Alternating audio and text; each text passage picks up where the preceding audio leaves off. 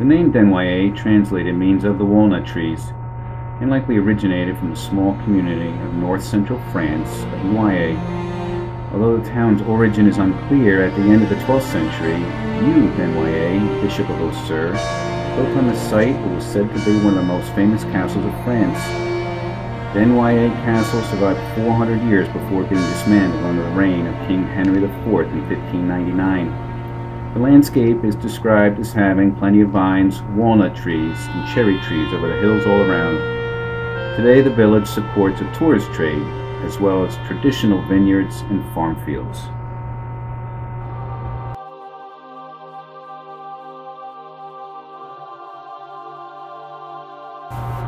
Over the years, members of our family, having visited France, will often stop while in Paris at the Arc de Triomphe, where the Desnoyers name is engraved on one of the columns. The Arc stands at the western end of the Champs-Élysées in honor of those who fought and died for France in the Revolutionary and Napoleonic Wars.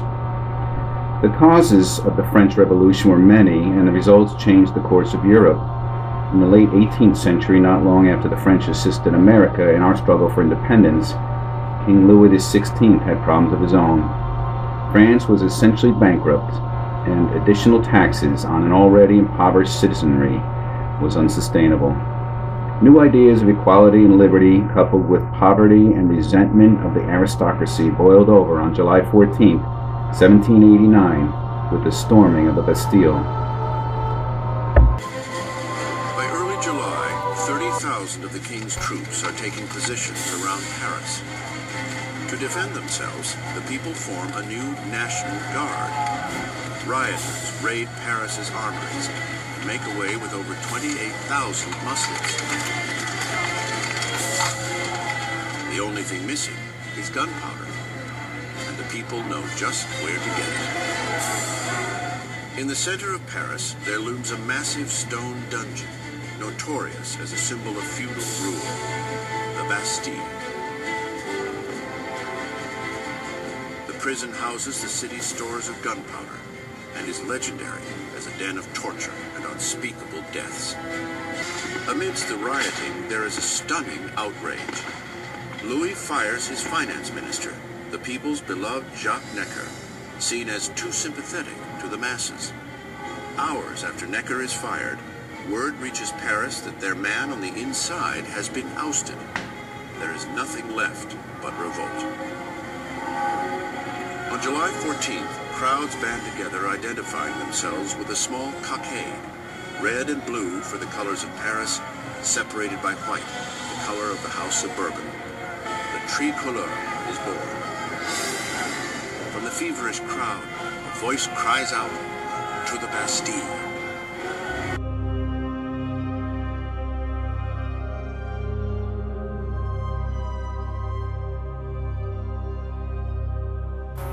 Napoleon rose to power in the following years and led his armies across Europe and North Africa. One such campaign was known as the Battle of the Pyramids. One of the brigadier generals in Napoleon's army was Paul Desnoyers.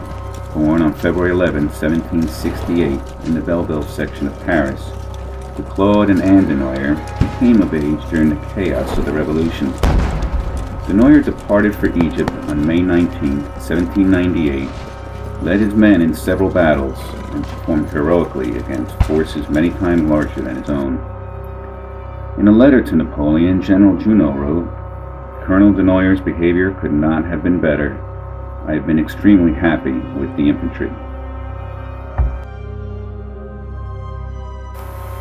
The names of the French victories and military leaders are inscribed on the inner and outer surfaces of the Arc de Triomphe, and Desnoyers appears in the third column of the south pillar along with the names of three fellow officers from the Battle of Damiette, Egypt, of November 1st, 1799. Sokoski, Leturc, and Muir. All four were killed in fierce fighting in a battle that marked the end of Napoleon's foray into Egypt. He soon returned to France and in a coup d'etat became first consul.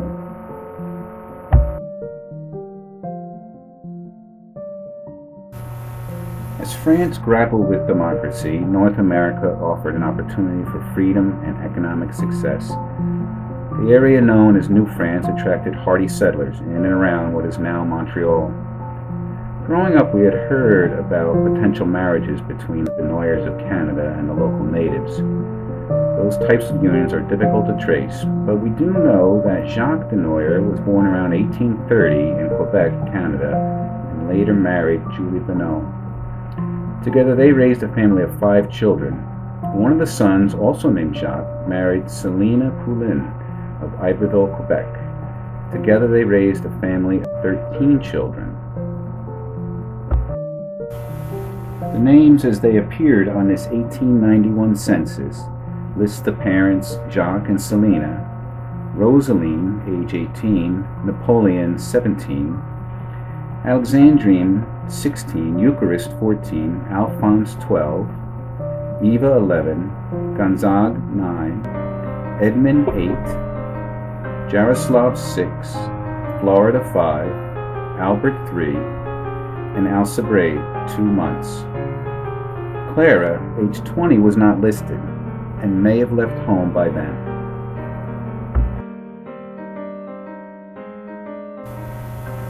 Albert Henry, the next to the youngest child, was born in 1888 in the town of Farnham, Quebec.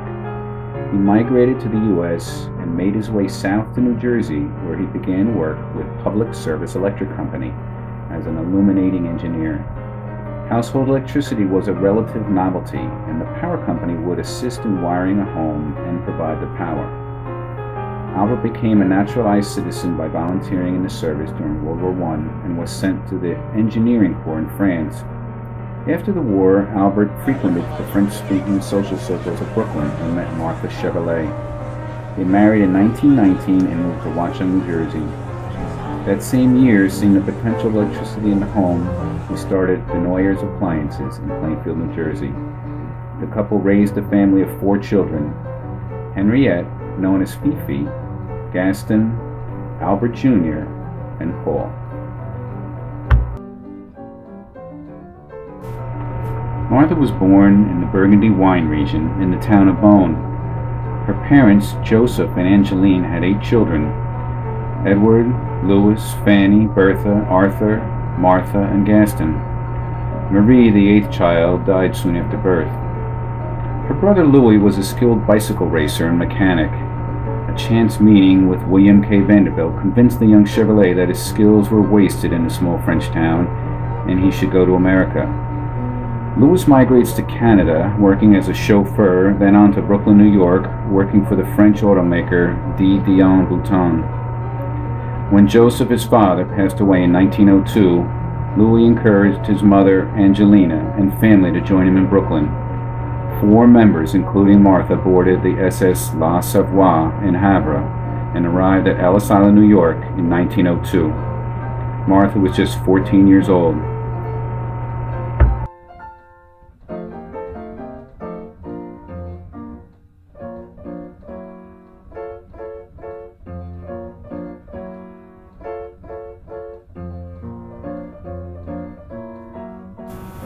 Soon after his family arrived in the United States, Louis, Arthur, and Gaston pursued their talent for engineering and auto racing. New designs in valve and cylinder head technology led to powerful engines and fast cars. In 1917, driving for the Buick race team, Louis won the Harkness Gold Trophy in Sheepshead Bay, Brooklyn.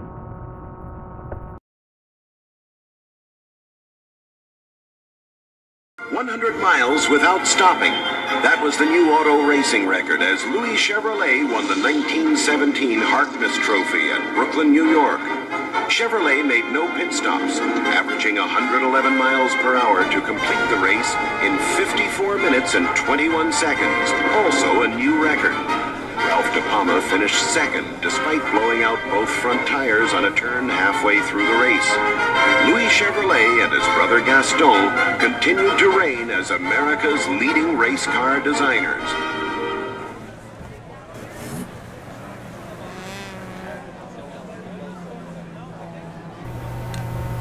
Louis and his brother Gaston had become well known across the country for their fast cars and racing skill.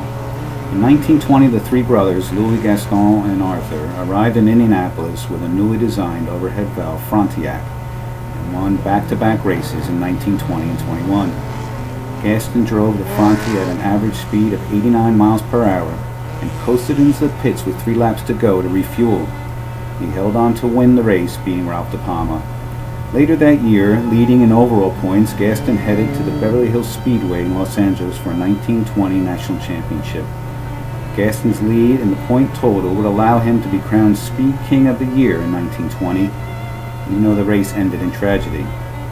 In the 140th lap of the 250-mile race, Gaston's car collided with Eddie O'Donnell's racer near the grandstand. Gaston was injured in the accident and later died. Louis and the family were devastated. He swore off racing and instead devoted himself to mechanics.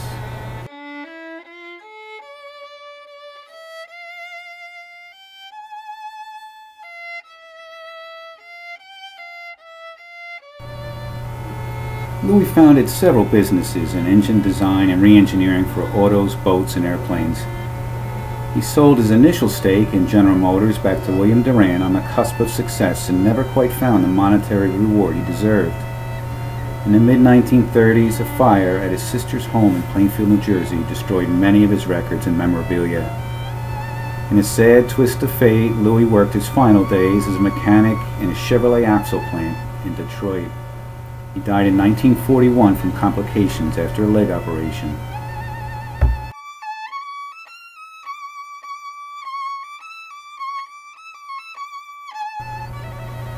Later in life, Martha recounted how she admired her brother Louis. At the age of 25, he had taken on the role as head of the family and supported them. "I am very happy that he brought us to the United States," she said. "We lived comfortably. In Beaune, I fear, we would have struggled."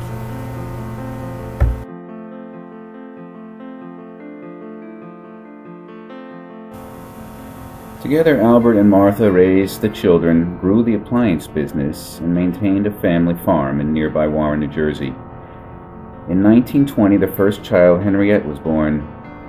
Fifi was 2 when Gaston came along, followed by Albert and finally Paul in 1929. Soon after Paul's birth, it became clear that the economic growth that had drawn so many to the United States was about to change. Years of slow growth and recession led to economic uncertainty and little opportunity. Albert and Martha had seen difficult times before in Farnham and Beaune. Their personal experience helped them build a strong family and prosper through difficult times and help those less fortunate in the neighborhood.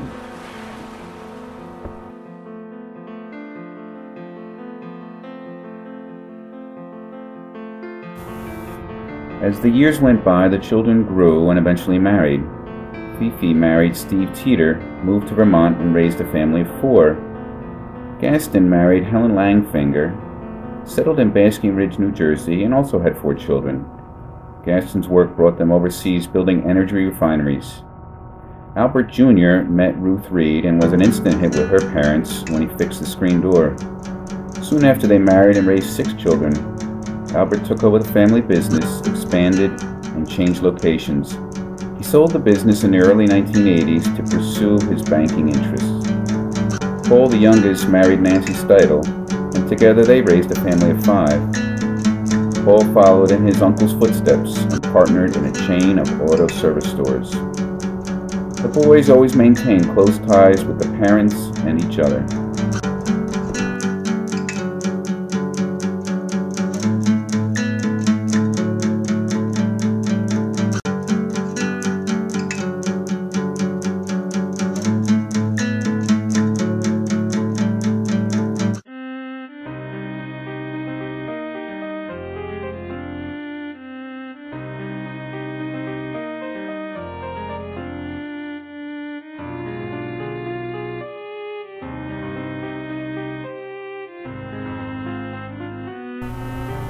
We are here today, June 27th, 2015, to wish Dad a happy birthday.